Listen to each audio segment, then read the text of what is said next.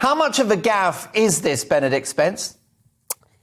I think it's pretty embarrassing, but it's one of a litany of incidents where the president has said something and then it's been rowed back by his staff. And I think that it's kind of got to the point now where people actually don't necessarily listen to what Joe Biden says if they want to glean what US policy is. They wait and see what Jen Psaki says when she's doing the mopping up afterwards.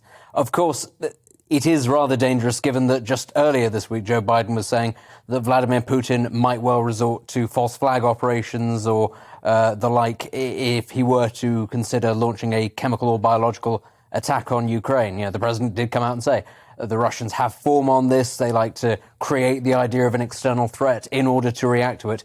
And then what does he do? He goes and says that this man, the President Putin, can't remain in power. Well, you know, if Putin were going to come up with a false flag operation himself, it probably couldn't have started in a better way if he dreamed it up himself. So I don't want to sort of jump the gun and say that it is de facto disastrous, but it's not promising, is it? It's not particularly reassuring. And what does it tell us about President Joe Biden's cognitive health, Benedict? Because it seems to be unscripted.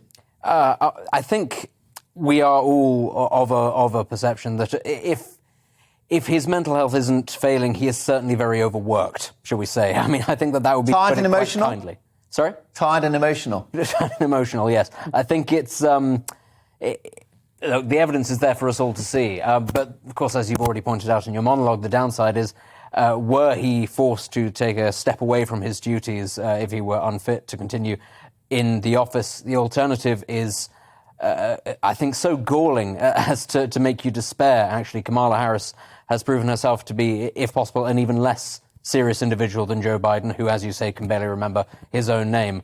And, you know, after 4 years of Donald Trump, who, you know, much of the American media were prepared to tell us was the devil and the worst thing that ever happened, they've given the world something even better, which is somebody who's not entirely sure whether they are the devil or not, but they're pretty certain that they are, that things aren't going quite to plan.